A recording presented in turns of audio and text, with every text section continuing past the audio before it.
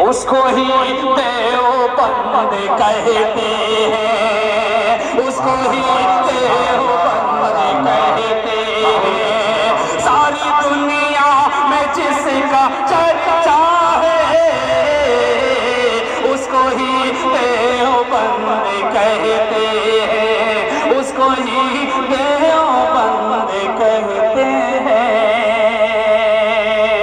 نعت پاک کا ایک مطلب دو تین شعر حاضر کرتا ہوں بطور خاص حضرات علماء کرام کی روایت سے مراجعہ فرمائے۔ ہو جائے مقدر سے کیا بات گر حاضری مدینے میں، ہو جائے مقدر سے گر حاضری مدینے میں، ہو جائے مقدر